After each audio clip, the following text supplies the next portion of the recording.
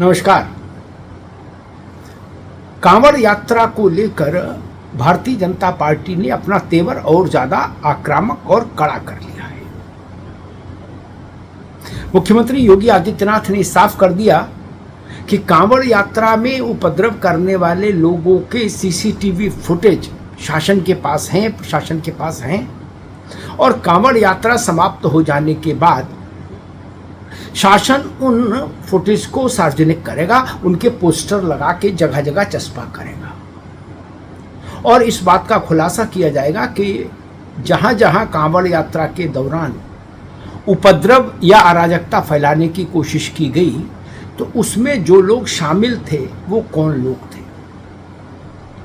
वो शिव भक्त थे, कांवड़ यात्री थे, श्रद्धालु थे, या फिर वो लोग बाहर से आए थे या लाए गए थे। उन अराजक तत्वों का कांवड़ से कोई लेना देना नहीं था क्या? क्या वो दूसरे धर्म को के मानने वाले थे या किसी खास राजनीतिक विचारधारा से जुड़े लोग उस कांवड़ यात्रा में उपद्रव करने आए थे? ये बड़ा मसला हो गया, क्योंकि जब मुख्यमंत्री ने यह ऐलान कर दिया सार्वजनिक मंच से कि हम पोस्टर लगाएंगे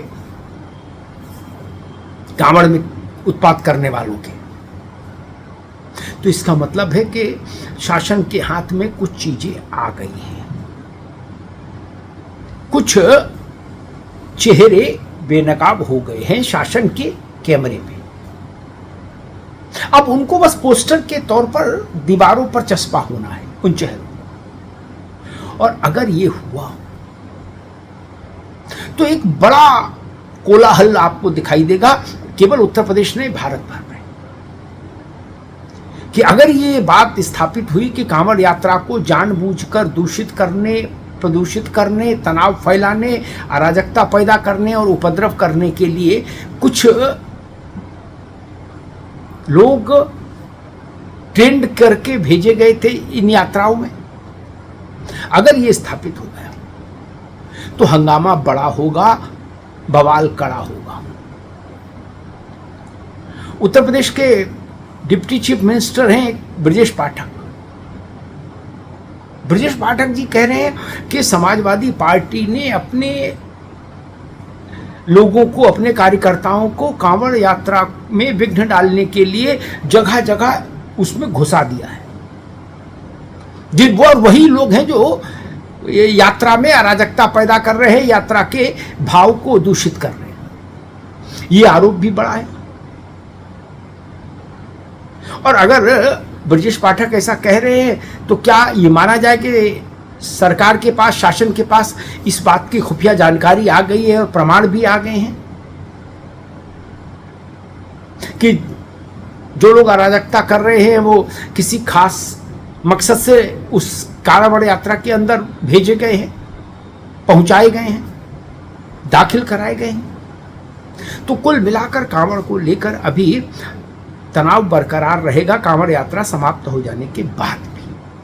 अन्यथा जल चढ़ जाने के बाद माना जाता था कि अब शांति है, तनाव की कोई जरूरत भी नहीं, यात्रा संपन्न हो गई। लेकिन अब तो यात्रा के बाद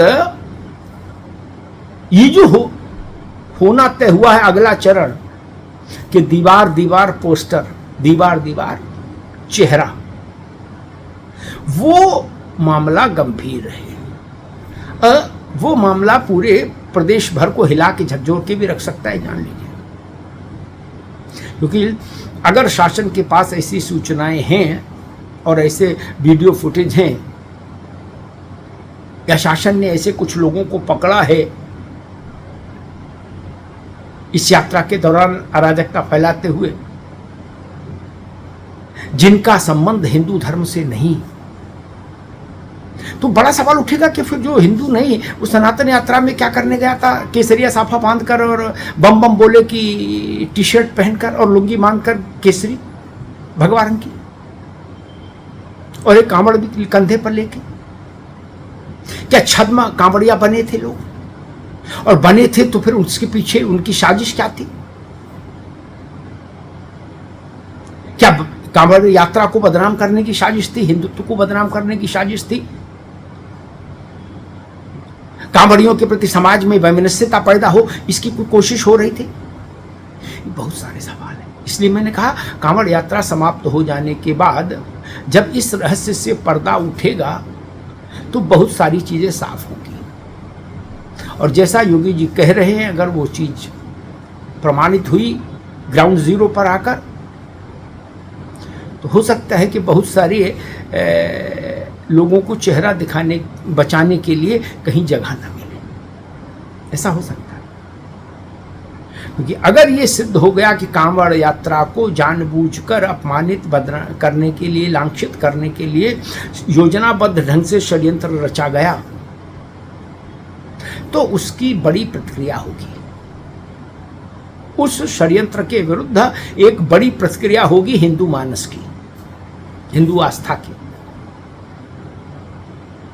कांवड़ पवित्र है, यात्रा पवित्र है, यात्रा का भाव पवित्र है, और उसमें अगर कोई कुछ दूसरे किस्म के मंतव्यों के चलते, दूसरे किस्म के को आप षड्यंत्रों के चलते विघ्न डालने के योजनाबद्ध तरीके अपनाएगा, तो स्वाभाविक है फिर उसके विरुद्ध जनमानस में एक तीखी प्रतिक्रिया होगी। तो अब इंतज़ार इस बात का करिए कि कांवड़ 23 तारीख को ये जल चढ़ जाएगा महादेव पर, औपचारिक तौर पर कांवड़ यात्रा समाप्त हो जाएगी। सावन चलता रहेगा लेकिन कांवड़ यात्रा समाप्त हो जाएगी। तो कांवड़ यात्रा समाप्त हो जाने के बाद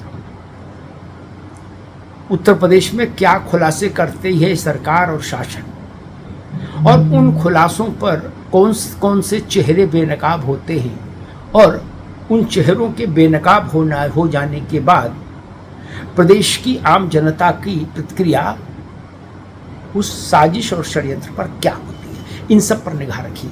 धन्यवाद।